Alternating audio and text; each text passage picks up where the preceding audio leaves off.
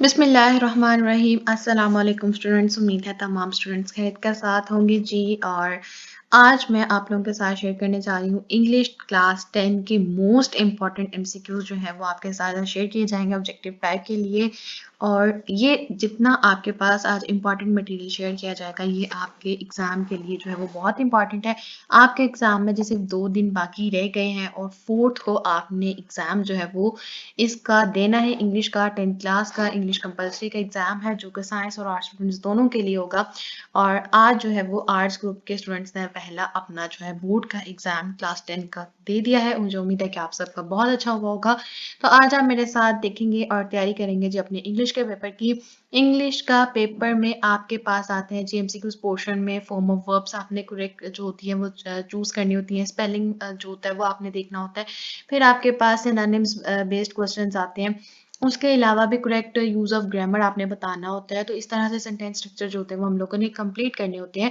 और आज आपके साथ जो एक स्क्रीन पे जो मटेरियल शेयर किया जा रहा है वो इसी का कॉम्बिनेशन है। जितना मटेरियल आपसे जिसने पोर्शन वाइज आपसे पूछा जाता है इंग्लिश के एग्जाम में उसी तरह से ये सारा कुछ जो है वो डिजाइन हुआ हुआ है।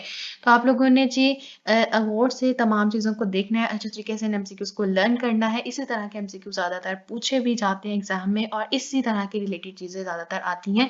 मोस्ट रिपीटेडली चीज़ों को देखते हुए और एक्सपीरियंस को रखते हुए जो है ये चीज़ें डिज़ाइन हुई होती हैं। तो इन चीज़ों को जो है वो थोड़ा सा ज़्यादा फोकस करना होता है।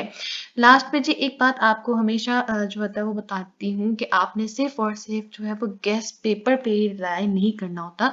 गेस्ट पेपर आपके पास इसलिए शेयर किया जाता है कि आपने उसको थोड़ा सा बाकी चीज़ों के निस्बत ज़्यादा उसको फोकस देना है, लेकिन बाकी चीज़ों को छोड़ना नहीं होता, उनको भी बहुत अच्छे तरीके से तैयार करना होता है।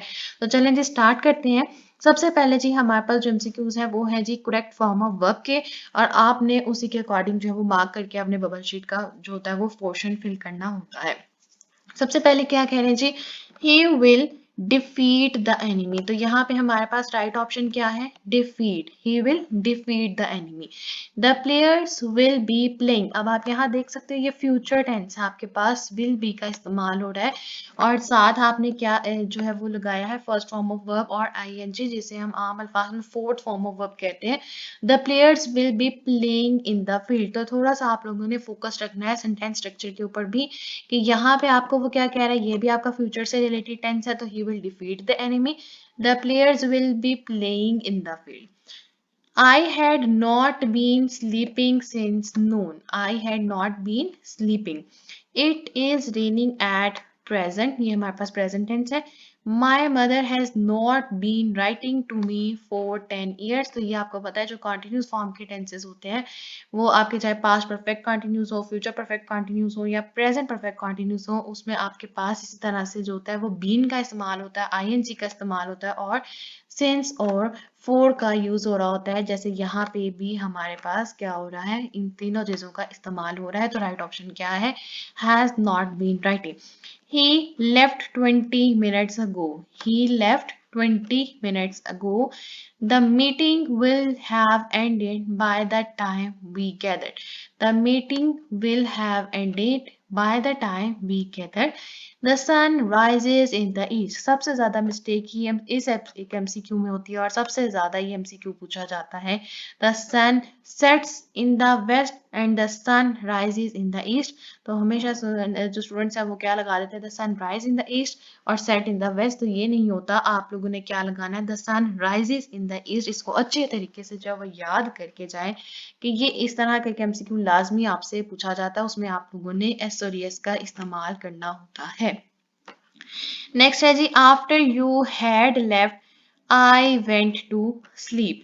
It began to rain an hour ago. I was making tea when the doorbell rang. यहाँ पे हमारे पास क्या जी, past continuous का tense है। I was making tea when the doorbell rang. The court will give its verdict on Thursday next. They take tea every morning. They had taken their meals before the guest arrived. He is coming back next week. I shall finish my work in a minute. You have been resting since morning. She had left before the party begins. तो ये आप लोगों के पास form of verb से related जितने MCQs है बहुत अच्छे तरीके से याद करना है. I bought this bike a month ago.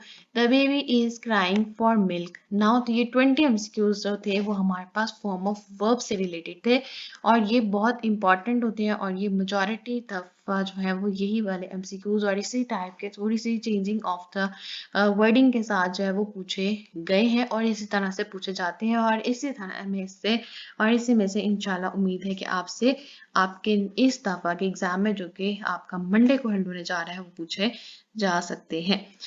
Next portion आता है हमारे पास choose the correct word with the correct spelling and fill up the bubble sheet. तो आपने स्पेलिंग्स को अच्छे तरीके से देखना होता है, याद रखना होता है और ये सारा आपका पोर्शन जो होता है वो आपकी इंग्लिश की टेक्स्ट बुक में से निकाला होता है. वहाँ के जो चैप्टर्स होते हैं उसमें से उन्होंने स्पेलिंग्स जो होते हैं वो एक्सट्रैक्ट किए होते हैं और आपको एमसीक्यूज बेस्ड फॉर्म में उन्होंने आपसे पूछे होते हैं. सबसे पहला वर्ड है जी हमारा एंसेस्टर्स, इसका ऑप्शन ए राइट है. नेक्स्ट है जी इंटरसीड, ऑप्शन डी राइट है. नेक्स्ट है हमारे पास interest, option A.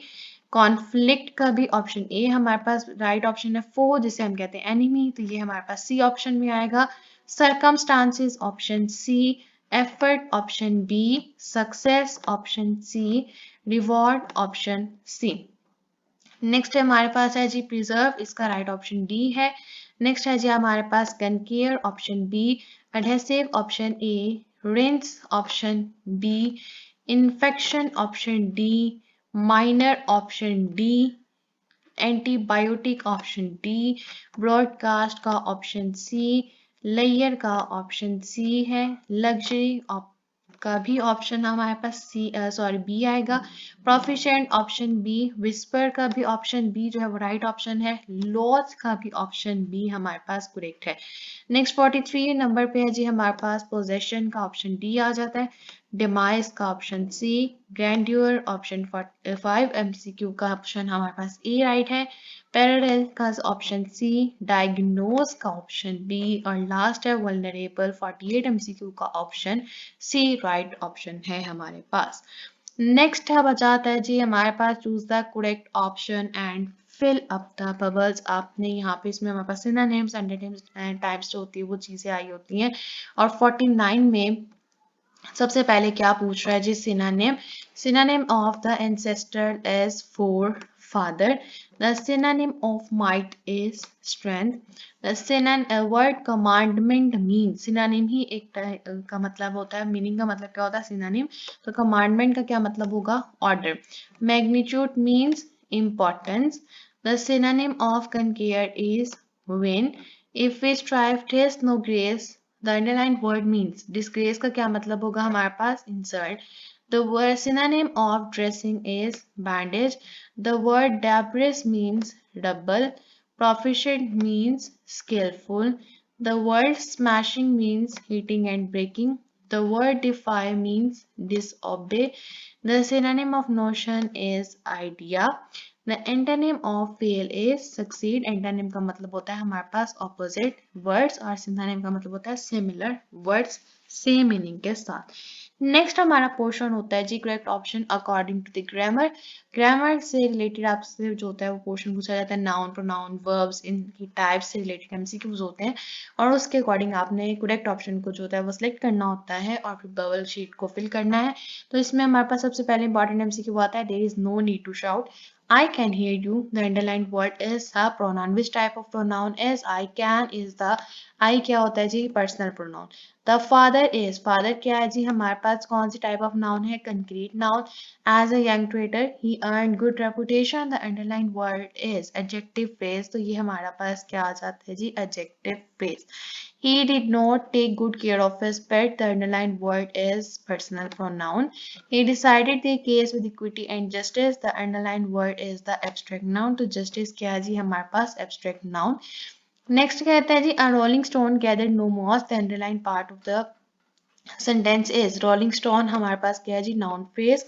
The black umbrella is mine. The underlined word is which हमारे पास कौन सी जो type of grammar में आएगा is an adjective.